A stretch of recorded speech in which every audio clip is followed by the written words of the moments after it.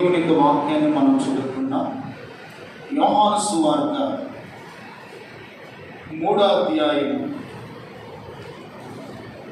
6వ వాక్యాన్ని చదువుకున్నాం.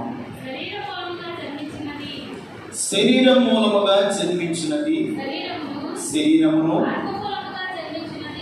ఆత్మ మూలముగా జన్మించినది ఆత్మనై ఉన్నది. చిన్న ప్రార్థన చేసుకున్నాం. పరిశుద్ధుడైన తండ్రి, ఈ చదివిన వాక్య భాగాన్ని దీవించండి.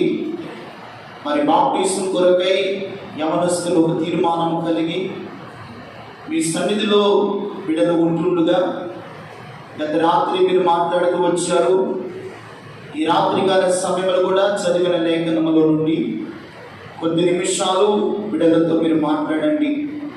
ఈ స్థలంలో కూర్చున్న బిడ్డలతో మీరు మాట్లాడండి. మరొకసారి రక్షింపబడిన మేము కూడా నీ మాటల చేత పురుకులు పడటానికి మీ ఆత్మ సహాయమును మాకు అనుగ్రహించమని యేసు నామమున ప్రార్థన చేస్తున్నాము తండ్రి, ఆమేన్. హల్లెలూయా. మనం చదువుకున్న లేఖన భాగము చాలా ప్రాముఖ్యమైనటువంటి లేఖన భాగం. ఈ యోహాను సువార్త 3వ అధ్యాయము 6వ వచనంలో అంటున్నాడు, శరీరం మూలముగా జన్మించినది శరీరమును,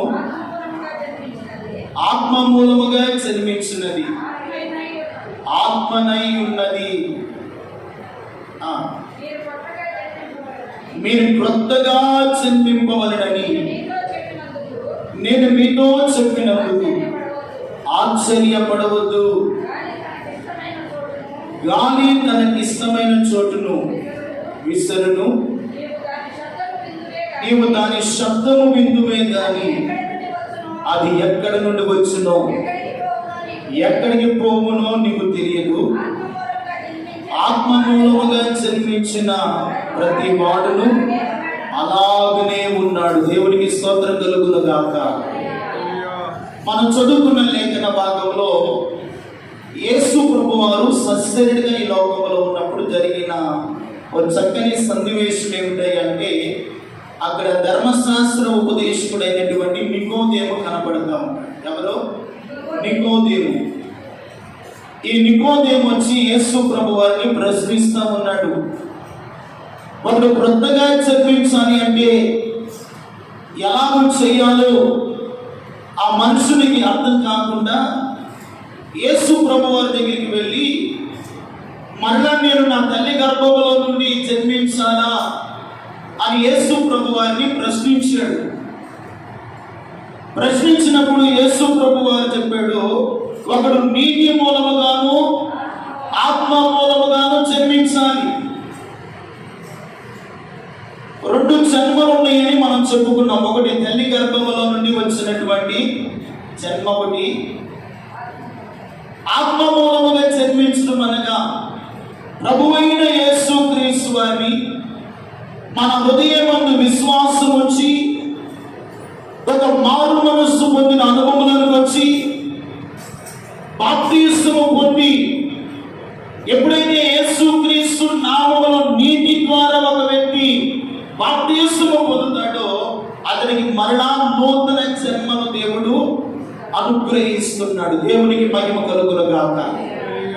శరీరం మూలముగా జన్మించినది శరీరము. ఈ శరీరముతో ఉండే దేవుని రాజ్యములోనికి మనము ప్రవేశించలేము. ఒక వ్యక్తి ఆత్మ మూలముగా జన్మిస్తేనే, ఒక వ్యక్తి నీటి ద్వారా బాప్తిస్మము పొందితేనే పరలోక రాజ్యములోనికి ప్రవేశించగలుగుతాడు. అందుకనే యేసు ప్రభువారు చెప్పాడు, శరీరం మూలముగా జన్మించినది శరీరమును, ఆత్మ మూలముగా జన్మించినది ఆత్మనై ఉన్నది. మానవుని శరీరంలో దేవుడు తన ఆత్మను ఉంచాడు. మానవుని యొక్క నాసిక రంధ్రములో జీవాత్మను దేవుడు పొందినప్పుడు నరుడు జీవాత్మగా మార్చబడ్డాడు. అందుకనే మొన్నైనది వెనుకట వలె మరణ భూమికి చేరును, ఆత్మ తాను దయచేసిన దేవుని ఎందుకు పోవును. ఆత్మకు మరణం అనేది లేదు. అయితే ఈ శరీరంలో ఉండగానే ఆత్మను మన ద్వారా ఏం చేయాలంటే జీవింపజేయాలి. జీవింపజేయాలంటే ఒక వ్యక్తి క్రొత్తగా జన్మించాలి. క్రొత్తగా జన్మించడం అనగా నీటి ద్వారా బాప్తిసం అనేది పొందితే అతడు క్రొత్తగా జన్మించినట్లు అని బైబిల్ సెలవిస్తూ ఉంది. అందుకనే రోమీయులకు రాసినటువంటి పత్రికలో మనం చూస్తే ప్రియమైన వారా, రోమీయులకు రాసినటువంటి పత్రిక ఒక మాట మనం చదువుకుంటే 10వ అధ్యాయంలో రాయబడినటువంటి ఒక చక్కని మాట మనం చూస్తే, రోమపత్రిక అపోస్తుడైన పౌలు గారు రోమీయులకు రాసినటువంటి పత్రిక, లేకపోతే రోమపత్రిక 8వ అధ్యాయము 5వ వాక్యాన్ని మనం చదువుకుంటే, శరీరానుసారులు శరీర విషయములమైన మనసుంచుదురు, ఆత్మానుసారులు ఆత్మ విషయముల మీద మనసుంచుదురు. శరీరానుసారమైన మనసు మరణము, ఆత్మానుసారమైన మనసు జీవమును సమాధానమునై ఉన్నది. దేవునికి మహిమ కలుగునుగాక. ఏ మనసు అంట? ఆత్మానుసారమైనటువంటి మనసు జీవమును సమాధానమునై ఉన్నది. అందుకని యోహాను అంటాడు, యోహాను సువార్తలు అంటాడు, నేనే మార్గమును, నేనే సత్యమును, నేనే జీవమునై ఉన్నాను. నా ద్వారా తప్ప ఎవడునో తండ్రి యొద్దకు ప్రవేశించలేడు, చాలలేడు అని యేసు ప్రభు వారు చెప్తున్నాడు. అందుకని జీవమైన యేసు ప్రభు వారిని మనం కలిగి ఉండాలి అంటే ఆత్మానుసారమైనటువంటి జీవితాన్ని మనం కలిగి ఉంటే, ఆత్మానుసారమైన జీవితము జీవమును సమాధానమై ఉన్నది. శరీరానుసారమైన మనసు ఏంటంట? శరీరానుసారమైన మనస్సు అది మరణమై ఉన్నది. అందుకనే మరణ దాస్యములో ఉన్నటువంటి మానవుడు విడిపించడానికి యేసు ప్రభు వారు ఆ మరణమునని, ఆ మరణకు ఉన్నటువంటి బలము ఎంత గొప్పదో, ఆ మరణకు ఉన్నటువంటి బలమును విడిచివేయడానికి ఆయన మరణాన్ని జయించి తిరిగి లేచాడు. అందుకే మరణమా నీ ముళ్ళు ఎక్కడా, మరణమా నీ విజయం ఎక్కడని మరణపు ముళ్ళును విరిచాడు. దేవుని స్తోత్రం కలుగునుగాక. కాబట్టి దేవుని బిడ్డలారా, యేసు ప్రభు వారి యొక్క నామములో మనము బాప్తిస్మము పొందినప్పుడు ఒక వ్యక్తి జీవమును, సమాధానమును, నిత్య జీవాన్ని కలిగి ఉంటాడు. అందుకనే అదే రోమపత్రిక 10వ అధ్యాయంలో మనం చూస్తే ప్రియమైన వారా, రోమపత్రికలో రాయబడినటువంటి మాట 10వ అధ్యాయము 12వ వాక్యాన్ని మనం చూస్తే, లేకపోతే 9వ వాక్యాన్ని చదువుకున్నాం.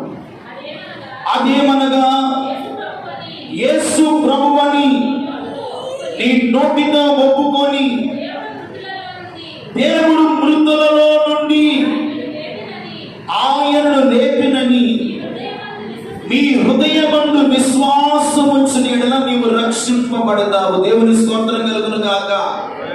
హృదయమందు రెండవదిగా ఏముంచాలి? విశ్వాసం ఉంచాలి, విశ్వసించాలి. మరి అరవిందు సాయి గీత కూడా ఆయన మృతులలో నుండి తిరిగి లేచాడని ఆయన ఎందుకు ఏముంచాలి? విశ్వాసం ఉంచిన వాడు రక్షింపబడతాడు. అందుకనే 12వ వచనం అంటాడు, యూదుడని గ్రీస్తేజస్సుడని భేదము లేదు, ఒక్క ప్రభువే అందరికి ప్రభువై ఉండి తనకు ప్రార్థన చేయ వారందరి ఎడల కృప చూపుటకు ఐశ్వర్యవంతుడై ఉన్నాడు. ఎందుకనగా ప్రభువు నామమును బట్టి ప్రార్థన చేయవాడు ఎవడో వాడు రక్షింపబడును. వారు విశ్వసింపని వారికి ఎట్లు ప్రార్థన చేయగలరు? ఎట్లు విశ్వసించుదురు? ప్రకటించువారు లేకుండా వారు ఎట్లు విందురు?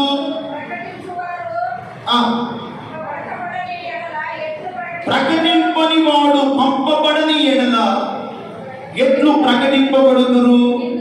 ఇందు విషయమే ఉత్తమమైన వాటిని గురించిన సువార్త ప్రకటించు వారి పాదములు సుందరములై ఉన్నవి. దేవునికి మహిమ కలుగునుగాక. అంతే కదండి, రక్షణ అంటే ఏమిటో ప్రకటింపవాడు ఉండకపోతే ఆ రక్షణ విలువానికి తెలియదు. అందుకనే ఒకడు విశ్వసింపని ఎడల వాడు నోటుతో ఎలా ఒప్పుకోగలుగుతాడు? విశ్వసించిన వాడే యేసు నిజమైన దేవుడని నమ్మగలుగుతాడు, యేసును విశ్వసించగలుగుతాడు. అందుకనే నోటి ద్వారా ఏం చేయాలంట? ఒప్పుకొని దేవుడు మృతులలో నుండి ఆయన లేపినని హృదయం అందు ఏముంచాలి? మీ హృదయం అందు విశ్వాసం ఉంచితే అప్పుడు నీవును నీ ఇంటి వారును రక్షింపబడతారు. దేవుని స్తోత్రం కలుగునుగా. ఆనాడు పౌలు గారు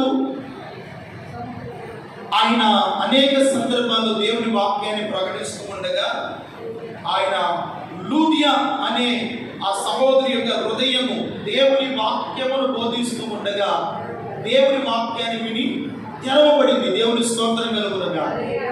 తెరవబడినప్పుడు ఆమెయు ఆమె ఇంటి వారందరూ రక్షింపబడ్డారు. దేవుని స్తోత్రం గల. రక్షింపబడటానికి గల కారణము వాక్యమును విశ్వసించింది కనుక ఆమె హృదయాన్ని పరిశుద్ధాత్మ దేవుడు తెరించాడు. దేవుని స్తోత్రం కలుగునుగాక. ఈ రోజున సాయి గీత, అరవిందు వారు విశ్వసించాడు కనుకనే పరిశుద్ధాత్మ దేవుడే వారి హృదయాలు ప్రేరేపించాడు. దేవుని స్తోత్రం కలుగునుగాక. ఒక వ్యక్తిని దేవుడు ప్రేరేపించబడకపోతే ఆ హృదయము తెరవబడటం అనేది చాలా కష్టము.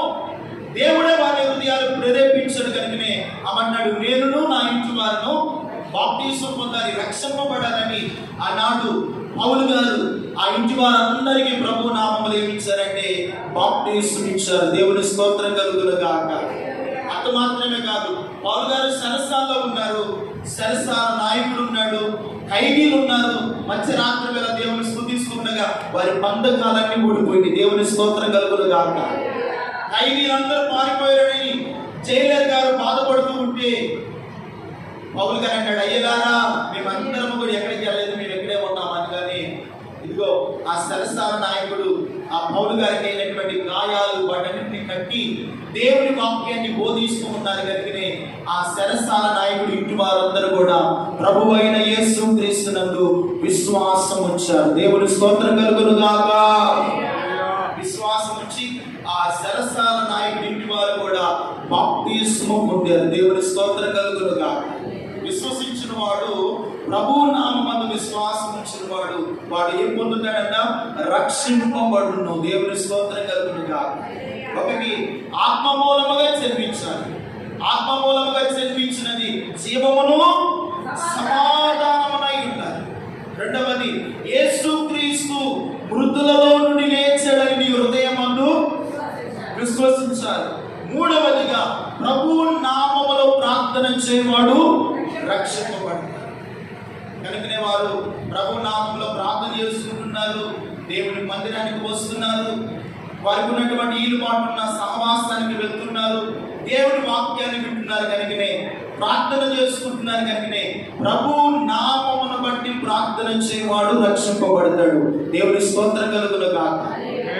ప్రార్థన చేయవాడు రక్షింపబడతాడనే నిదర్శనం ఏమిటయ్యా అంటే, దమస్కులో సౌలుకు దేవుడు ప్రత్యక్షమయ్యాడు, ఇంటికి వెళ్ళాడు. అతడు జబ్బు కలుతో బాధపడుతున్నాడు. ఉపవాసం ఉండి పౌలు గారు ఏం చేస్తున్నాడంట? ప్రార్థన చేస్తూ ఉన్నాడు. దేవుని స్తోత్రం కలుగునుగాక. దేవుని ఆత్మ అననీయ దగ్గరికి వెళ్ళి, ఇదిగో నా భక్తుడైన సౌలు దగ్గరికి వెళ్ళి అతని కొరకు ప్రార్థన చేయి, అతడు ప్రభు నామమును బట్టి నా యందు విశ్వాసం ఉంచాడు, అతనికి నీవు బాప్తిస్మం ఇవ్వని చెప్పాడు. దేవుని స్తోత్రం కలుగునుగాక. అంటే ప్రార్థన చేయవాడు ఏం పొందుతాడంట? రక్షింపబడతాడు, బాప్తిస్మం పొందుతాడు. ప్రార్థన చేయవాడు మారు మనసు అంటే నాకు అక్కర్లేదు, బాప్తిస్మం అంటే నాకు అక్కర్లేదు, జీవ గ్రంథంలో నా పేరు ఉన్నా లేకపోయినా నామకార్థంగా దేవుని మందిరానికి వచ్చి ఏదో నాలుగు మాటలు విని వెళ్ళేది కాదు. అలా విని వెళ్ళేవారు లోకంలో కోకోల మంది చాలా మంది ఉన్నారండి. ఒక వ్యక్తి నిత్య జీవానికి వారసుడు అవ్వాలి అంటే ప్రభు నామములో బాప్తిస్మం అనేది చాలా ప్రాముఖ్యమైనది. రేషన్ కార్డులో మన పేరు లేకపోతే రేషన్ ఇస్తారండి? ఎవరు? అలాగనే ప్రతి ఒక్కరి పేరు ఎక్కడ ఉన్నదంటే జీవ గ్రంథమందు లెక్కించబడాలి. ఎవడు పేడైన జీవ గ్రంథమందు లేని ఎడలా వాడు మండుచున్న అగ్నిగుండములో పడవేయబడుతున్నది. రెండవ మరణము. వాడు జీవాన్ని చూడలేడు, వాడు పరిశుద్ధుల సహవాసాన్ని చూడలేడు, వాడు మృతుల పునరుద్ధానాన్ని పొందుకోలేడు. అందుకనే యేసుక్రీస్తు ప్రభువు అన్నాడు, నా యందు విశ్వాసం ఉంచిన వాడు నిత్య జీవము కలిగిన వాడు. దేవుని స్తోత్రం కలుగును గాక. ఈరోజున మరి అరవింద్, సాయి గీత వారు కూడా ప్రభు నామములో విశ్వాసం నుంచి ఆయన బాప్తీసం పొందుకోవాలని దేవునికి ఒక తీర్మానం, ఒక సత్సంబంధం కలిగి ఉన్నారు. కనుకనే ఈ రోజున వారు తీర్మానంతో మన మధ్యలోకి వచ్చి బాప్తీసం పొందాలని వారు దేవుని సన్నిధిలో తీర్మానం చేసుకున్నారు. రేపటి దినమున వారికి ప్రభు నామములో మనం బాప్తీసం ఇవ్వబోతున్నాం. దేవుని స్తోత్రం కలుగునుగా. ఒక మాట కొరింథీయులకు రాసినటువంటి మొదటి పత్రిక 12వ అధ్యాయం 12-13 వచనాలు చదువుకున్నాం.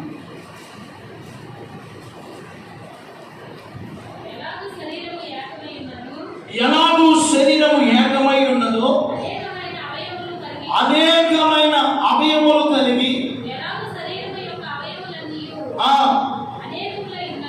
అనేకములై ఉన్నను ఒక్క శరీరమై ఉన్నవో అలాగే క్రీస్తు ఉన్నాడు. ఎలాగనగా దాసులమైనను స్వతంత్రులమైనను మనమందరం ఒక్క శరీరములోనికి ఒక్క ఆత్మ యందే బాప్తీసము పొందితిమి. దేవునికి మహిమ కలుగును గాక. శరీరము ఒకటే, బాప్తీసము కూడా ఒకటే. ఇదిగో క్రీస్తు అవయవాలమైనటువంటి మనము ఒక్క శరీరమై ఒక్క సంఘమై ఉన్నాము. దేవుని స్తోత్రం కలుగును గాక. రేపటి దినమున ఈ శరీరం అనే సంఘములోనికి నూతన ఆత్మను దేవుడు కలపబోతున్నాడు. దేవునికి మహిమ కలుగును గాక. క్రీస్తు శరీరములోనికి వారిని దేవుడు పరిశుద్ధాత్ముడు ఏకము చేయును గాక. ఆత్మ చేత నింపబడుదురు గాక. పరిశుద్ధాత్మ వరము దిగివచ్చును గాక. ఆత్మలో బిడ్డలు బలము పొందుదురు గాక. దేవుని కార్యముల చేత నడిపించబడుదురు గాక. కాబట్టి ఒక శరీరమై ఉన్న క్రీస్తులో మమేకమై ఇప్పుడు సంఘం అనగా ఒక శరీరములో వారిని కూడా పరిశుద్ధాత్మ దేవుడు పాలి భాగస్తులుగా చేయబోతున్నాడు. దేవుని స్తోత్రం కలుగును గాక. బిడ్డల కొరకు మనం ప్రార్థన చేయబోతున్నాం. ఆత్మదేవుడు ఆ రీతిగా ఆయన శరీరంలో వారిని కూడా ఏకం చేసి ప్రభు యొక్క శరీరంలో, ప్రభు యొక్క రక్తంలో రేపటి దినమున వారిని దేవుడు పాలిభాగస్తులుగా చేసి తన మహిమ కొరకు కడవరకు నమ్మకమైన సాక్షులుగా దేవుడు తన మహిమ కొరకు సిద్ధపరిచి ఆయత్తపరిచి నడిపించును గాక. ఆమేన్.